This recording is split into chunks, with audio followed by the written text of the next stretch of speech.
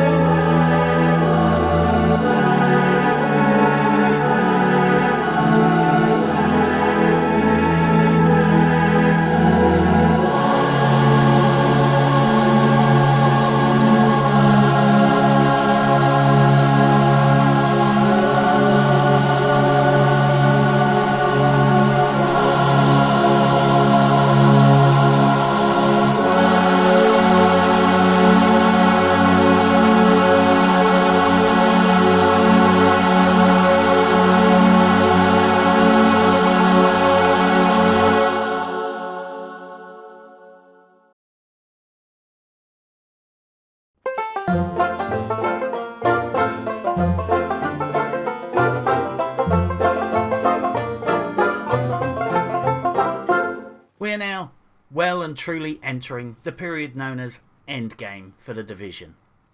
The Division 2 was announced exclusively on State of the Game, several hours after the story was leaked all over the fucking internet.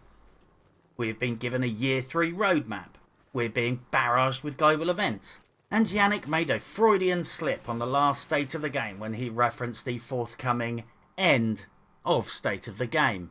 People are still trolling us in chat about the sound. About the sound. It's going to be a thing until the end now. Yeah, no, it's all over. Until the end, whatever the end is actually. But anyway. Anyway, that's obviously a thing now. Petter has suddenly stopped dressing like a schoolboy and started wearing dark coloured clothes and black eyeliner, like he's an evil version of himself from a parallel universe.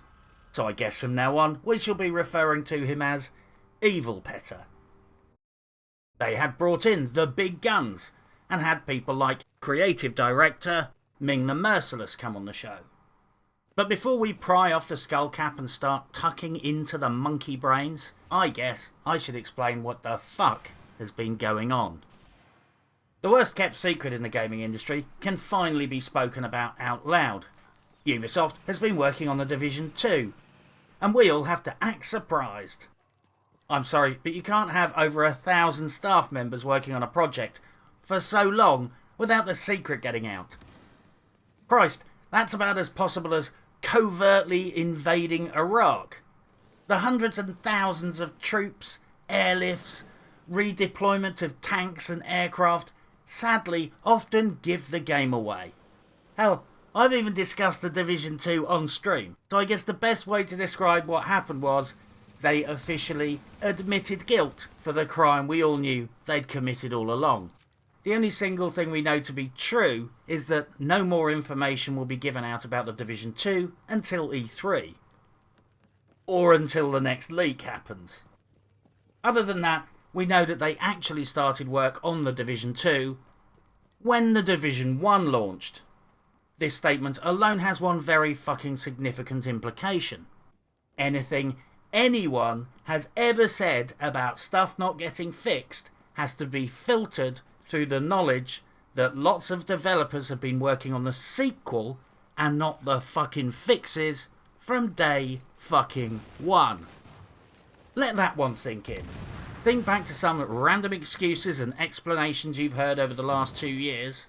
Now think about it through the lens of, The guy sitting on the couch knew all along that they were already working on the game's sequel and had a rough idea of when The Division was being shit-canned. This reveal puts a few narratives in a completely different light. No wonder they didn't have the money, time or resources to develop this game to its full potential and fix the problems in a timely fashion if they took a big pile of the money and bankrolled The Division 2 with it. At fucking launch. The other very problematic implication is what I refer to as the Division paradox. In January, every last YouTuber and gaming journalist that Ubisoft was doing business with, either trading money, influence, privileged access, promotion, favours, or in one case, just some random journalist from Forbes that happened to be a buddy of one of the community managers, who I found via his Twitter account. I'm not shitting you. Every last motherfucker Ubisoft could leverage released some kind of video or news article along the line of "The Division is finally goddamned perfect now." All these media offerings offered the same identical narrative of "It was a rough ride, but finally now it's working perfectly." And they all pretty much went like this. Hi, Anthony Sullivan here, and this is the Turbo Scrub. By The Division. Oh, were you taking a shower? Sorry, I didn't know. I figured I'd just come in and start cleaning the place up. But don't worry, I'm not going to look at you. There's no way I'd be able to unless I had a turbo scrub. By The Division. This piston-like motion sends a shockwave of energy throughout the body, and the patented protein spout delivers a spurt of tasty goodness in your mouth. By The Division. Make sure the patented protein spout is pointed directly at your mouth. Otherwise, you might get a protein shot to the eye. By The Division. Seriously, it was like an unironic joke proving the existence of Game Journo pros of Gamergate fame. The internet was flooding with infomercials chanting the same fucking mantra of The Division had its problems in the past, but now it is perfect and you must buy it. Then, a matter of weeks later, the lead designers are sitting on the State of the Game couch full of spunk and fucking cocaine, happily announcing not only that The Division 2 is close enough to completion that they're going to be doing a reveal at E3 later this year, but significantly, that sadly the underlying mechanics of The Division are so fucked, the only choice they had was to rebuild it from the ground up for The Division 2. They say the only choice was to shit-can The Division and make The Division 2 completely from scratch. A decision which, given the fact that The Division 2 is nearly finished, was almost certainly made right back near the start of The Division's launch.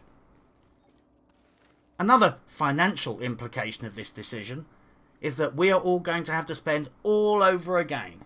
The customer has to repurchase the game, repurchase the DLCs, repurchase all of the vanity items, repurchase all of the fucking shit we gambled for in the pedo caches. We're going to lose it all, and we're going to be forced to stick our hand in our pocket all over again, even though, let's face it, all of the data of the vanity items is probably just going to be copy and pasted over in batch files in about 30 minutes. Just like Destiny 2 did. So what is the Division paradox? Well, in January, we're being told that The Division is finally fucking perfect and working as intended, and people are being encouraged to buy it. But in March, we're being told that The Division is such a piece of broken ass shit that the only way to make The Division 2 is to shit-can The Division, take all of our purchases from us and sell us an entirely new game built from the ground up. Well, which is it? Is The Division finally perfect? Or is it so broken and unfixable that they need to sell us an entirely new game? Both of these facts cannot be simultaneously true. It's simple fucking logic. In order for one to be true, the other has to be fucking false. The Division is either fucking perfect now, or The Division is so fucking broken it needs to be replaced. Which is it? Well, it would appear The Division seems to be finally perfect when they want people to buy that game, and the Division seems to be broken as all fuck when they want people to buy the new game. I guess that is logic according to the sales department. On a cautionary note, I hope to God they don't fucking Bungie themselves. They have gambled the house on an excuse. They are making a new game because they are claiming specifically that they cannot fix all of the problems without starting afresh with a new version of the Frostbite engine, rebuilding the game from the ground up. Well, dear Lord, if that's their fucking justification, when it finally launches, all the problems need to be fixed, right? If the only way to fix all of the problems and make it all work perfectly is to build an entirely new game, logic would fucking dictate they have now gambled their credibility on the Division 2 having all the problems fixed and working perfectly. They said it, not me. They are going to make a completely new game. Fuck New York down the shitter, take away all of our purchases, DLCs and microtransactions and charge us all over again. Because it's the only way to fix all the problems. Well, in a year or so's time, when the Division 2 launches, I hope they end up holding up their end of the fucking bargain. They are playing the Destiny 2 gambit here. If, just like Destiny, they're going to take away all of our fucking toys for the promise of a better tomorrow, then the Division 2 has to be more and greater than the Division, and run better to boot. I just hope they chose a good location for the Division 2. My suggestions would be Blackpool or Magaluf. They're both atmospheric, violent shitholes, worthy of any Division title, and far more dangerous than the city of New York. The other big surprise is the announcement of the Year 3 roadmap. This is a whole bundle of fun, mainly involving having a fuck ton of global events thrown at us, with maintenances scheduled in the middle of all of them. I won't lie, this sudden interest in giving us lots of nice stuff seems to have more to do with maintaining player morale and boosting online stats for investor meetings, whilst it slowly sinks into the player base that everything you are grinding for will all end up in the shitter at the end of the year. The good news is, we will finally have better drop rates of classified gear and more focused options for purchasing them. The bad news is, this is happening far too late and after most of the global events action is over. The brief summary of the roadmap is this.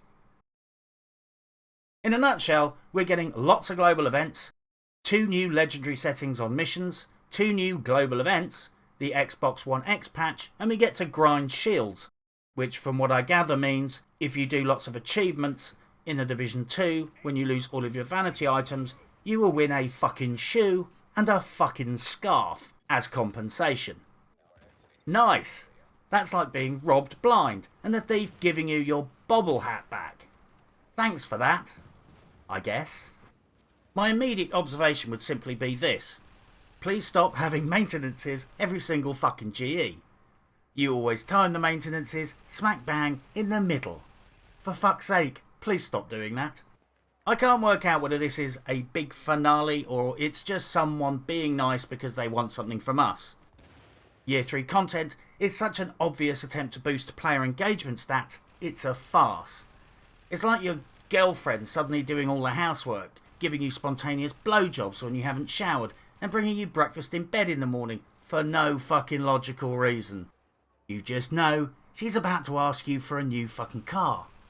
You can't just put on a good show when you want something. That sends one fucking message. The second you get what you want, i.e. our money, you will fucking slack off again. I guess my issue with the Year 3 roadmap isn't that it's shit. It's actually looking pretty good. My issue is the question, why only now? Why couldn't the Division have been this full of activities all along? Why only bother to fire up the sound system and start the party now that we know the asteroid is about to strike? So what are my personal highlights from recent State of the Games? They finally gave Lemenzi the love he deserves and showed off some of his Division artwork. Yeah, you literally wrote, no stats with Yannick, exclamation point, sad. Yes. So, since we don't have any stats with Yannick, I think we should start with a very nice picture that was shared with us from the Vinci to kind of make up for the fact that we don't have a stats with Yannick this week. It's beautiful. It is. It's very, very beautiful. I love how the calculator actually says the division on it. Oh, does it? Yep. So in a world of numbers, he has the answers. Tom Clancy's statistic man. Yeah. I love it. Let's make it a game. Easy. Boom. Yeah. Vlemenzi does all the quality artwork for my channel and is almost certainly the most prolific Division artist. They have one of his posters up on the wall in Evil Petter's office. Copies of Playgirl have been circulated around Massive's HQ in Malmo. He created the Princess Hamish artwork. Christ, the list is fucking literally endless. He's a die-hard Division player, a superb artist, an essential contributor to my channel, and probably the most prolific creator of Division artwork since the game began. I reckon he would be a perfect candidate for Ubisoft Star Player. If he had just decided to spend time on social media, trolling and insulting people that question the introduction of microtransactions into the game, I reckon he would have nailed it. Integrity comes with a heavy price in the Division. For what it's worth, both me and the supporters of the channel think you're a fucking legend, Vlemenzi, and thank you for your stoic support.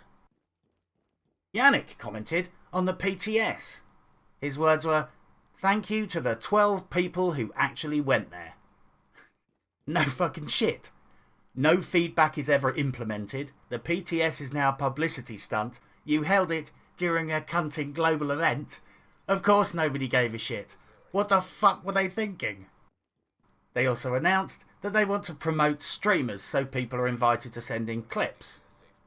This seems to be part of a wider drive to promote community content. I think this is fucking brilliant. I'm going to send them in a clip of me playing Kingdom Come Deliverance.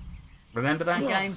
It's the game that lots of reviewers trashed because it launched just before Far Cry 5, used the same game engine, was half the price, 10 times the fun, and didn't have fucking pedo caches. I made a video about it actually.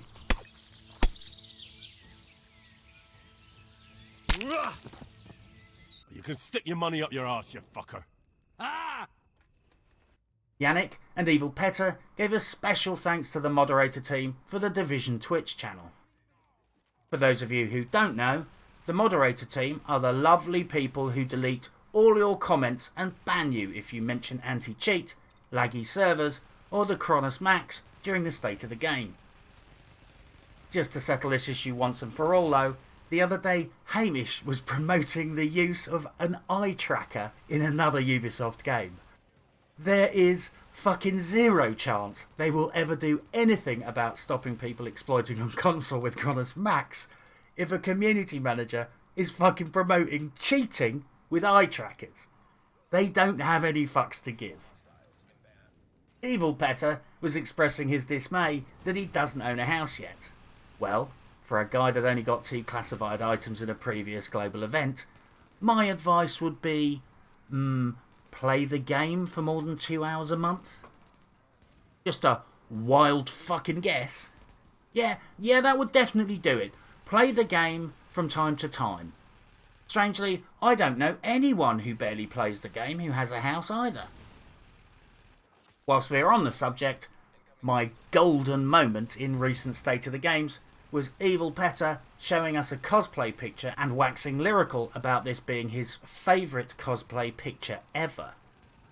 So let's take a look for ourselves and see if we can use a little bit of art theory and critical analysis to deconstruct the image so as to illuminate the specific qualities that Petter finds so alluring and attractive. Girl squatting, child's toy, alcohol. Awkward? Moving quickly on. Well, the breaking news on the financial markets is that Vivendi is now not going to take over Ubisoft.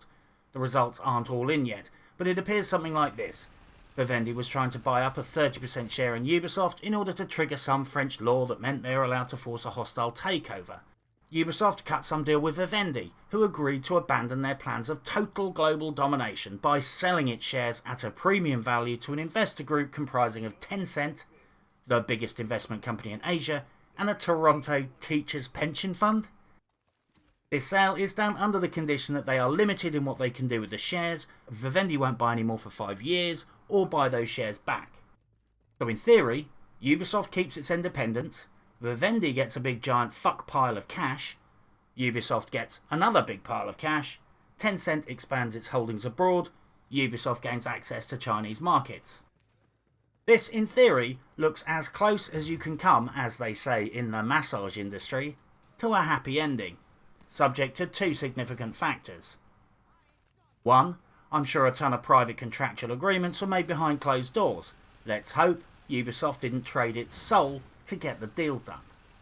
And 2, for those of you who don't know, those lucrative Chinese markets are at high risk since China, that small country down there, is probably about to trigger World War III. Basically, China decided that the 200-mile territorial waters off its coast doesn't mean this. They handed a crayon to a child and they decided it meant this. Now they have built a string of artificial islands there, mainly in the Spratlys, and built military bases on them. I'm kind of old-fashioned and decided to call this an invasion.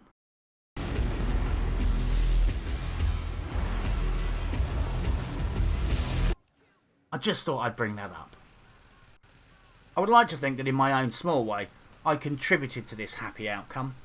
I'm sure my presence made the acquisition of Ubisoft stock just that tiny little bit less appealing to Vivendi. Just saying. I'd also like to give full dues to Uber Timmy, who organised a massive charity stream raising money for the Starlight Foundation. The Starlight Foundation do amazing and compassionate work for kids. They offer support and respite for seriously and terminally ill children. Credit to them and congratulations for raising a huge sum for such a commendable cause. Links down below. The event was a resounding success, despite an attempt to sabotage the affair, in what can only be described as one of the worst fucking PR fiascos in Ubisoft history. And I mean, by now, fucking hell, that's a tough league to compete in. One of its own elite task force members, who shall, out of respect, remain nameless, decided it would be fucking hysterical to try and sabotage the event by 4-on-1 stream sniping one of the stream participants, whilst he was trying to raise money to help little children with cancer.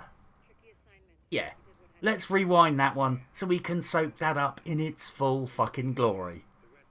Representatives of Ubisoft's own elite task force decided to try and sabotage a charity event raising money for a kiddie cancer charity. Kiddygate has polarised a lot of the community. Half the community are somewhat mortified that a member of the ETF would behave in such a cold-hearted, sociopathic and malicious way just to settle a score with another smaller YouTuber. The other half of the community thinks this is a big storm in a teacup. It was just a bit of a lull that coincidentally involved a charity stream raising money for terminally ill children. There are 2 sides to every story, and I'm sure this is no exception. It's not impossible that the guys ambushing the charity stream genuinely thought it was all just a bit of innocent fun. Sorry, I'll rephrase that. They thought it was just a bit of innocent kiddie cancer related fun.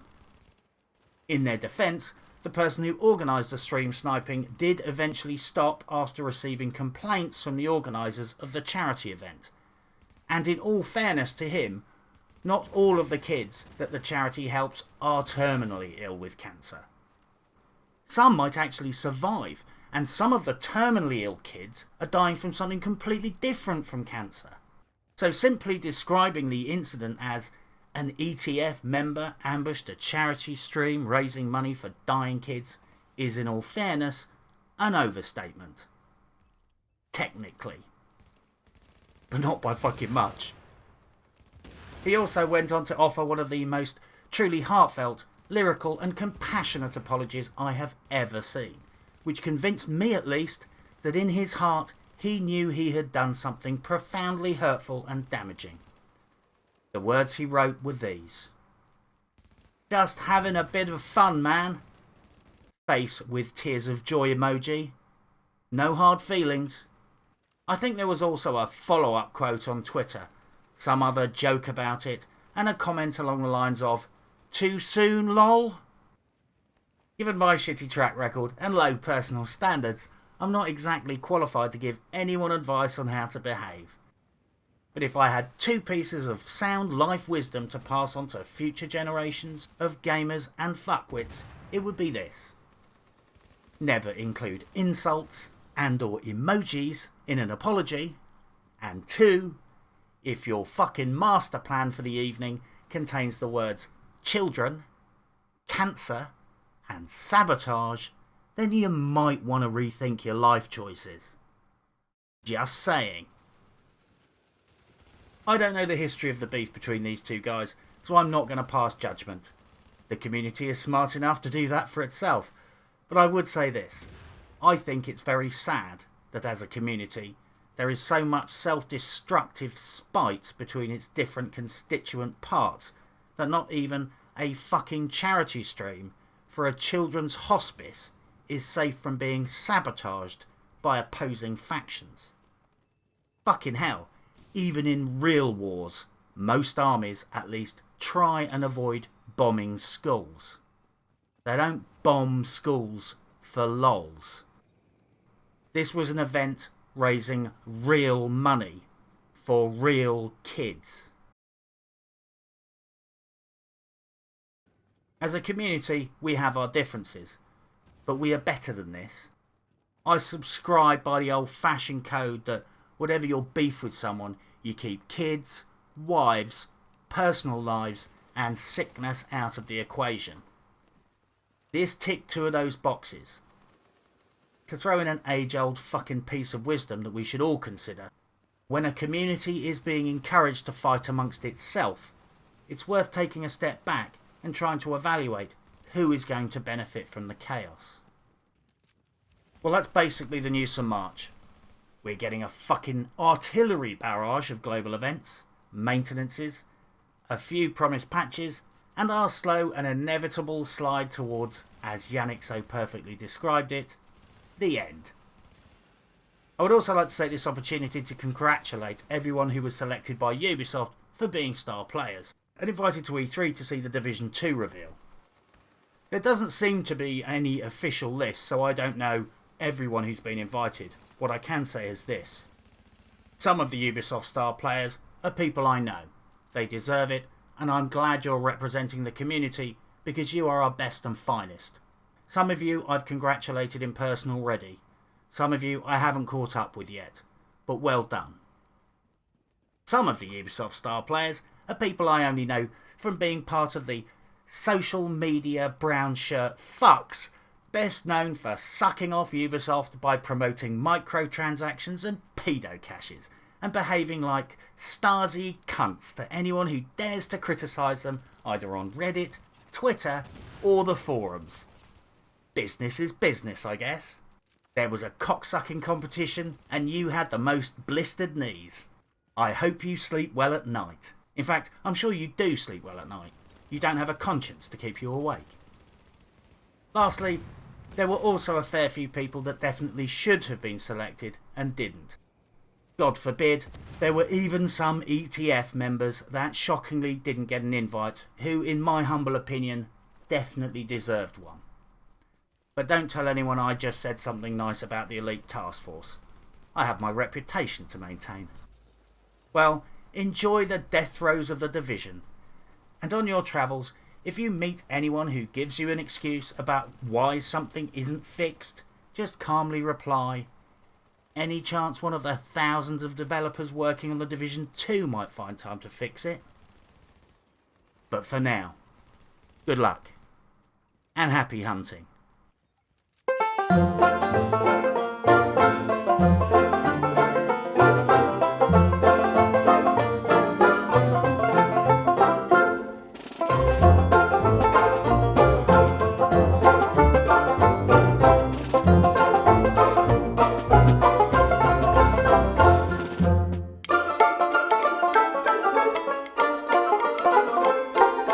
Bye.